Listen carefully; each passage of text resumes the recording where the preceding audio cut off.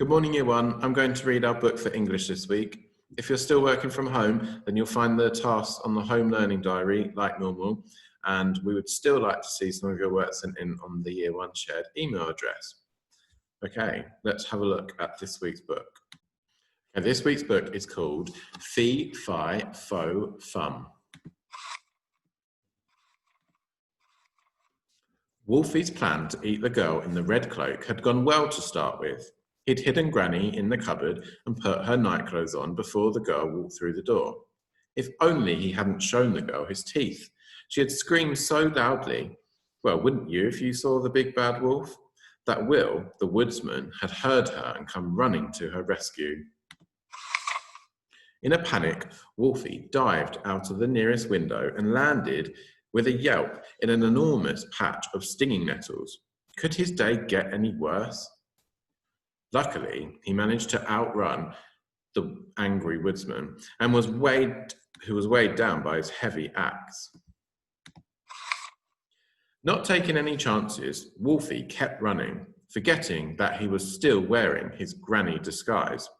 Just as he thought he was safe, the nightie slipped down around his ankles, making him trip and fall into a thorny bush.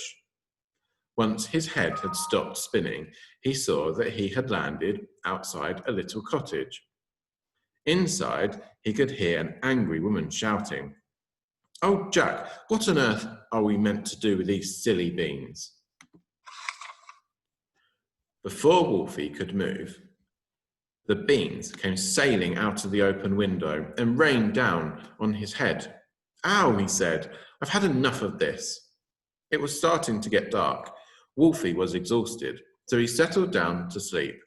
As he lay dreaming, a beanstalk began to grow from one of the beans.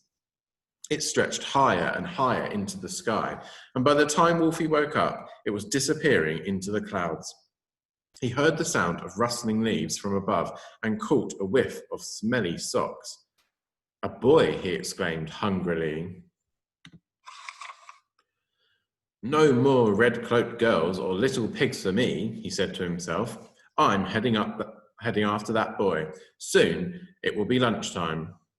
Wolfie climbed as quickly as he could, using his claws to grip the stalk as he clambered higher and higher.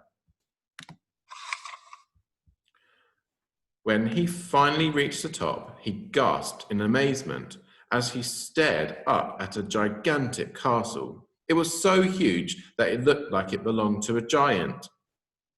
In the door was an enormous cat flap, through which he just saw a boy's leg disappearing.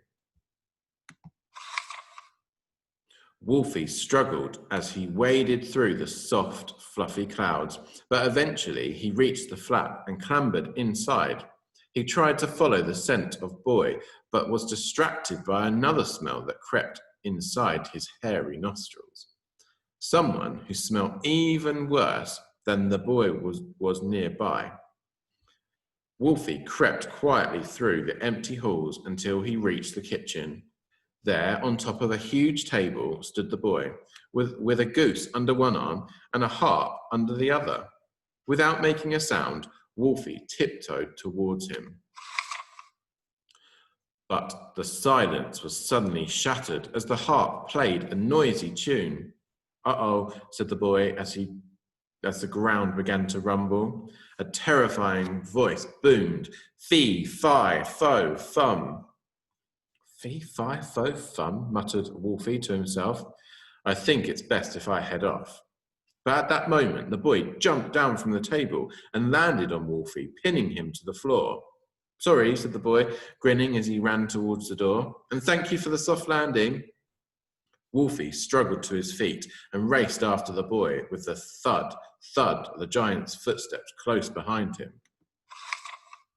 The boy hurried through the cat flap and raced ahead, but poor Wolfie was too slow. The giant yanked open the door and sent him flying through the air with a colossal kick. Wolfie landed in a painful heap next to the beanstalk.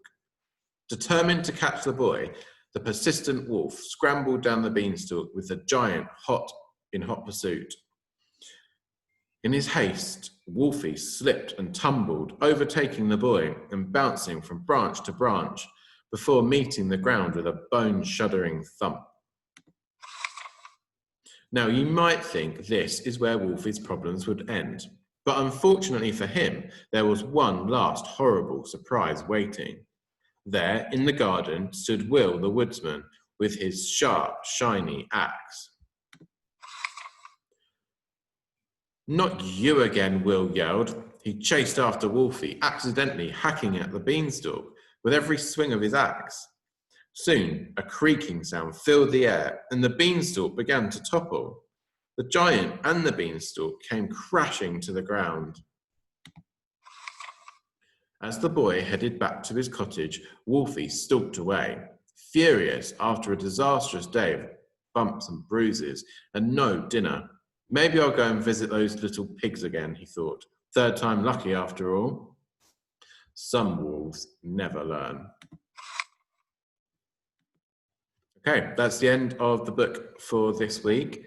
And like I say, if you're at home, have a look at the home learning diary. Otherwise, if we're watching this video in school, we'll get on with the tasks here. See you soon.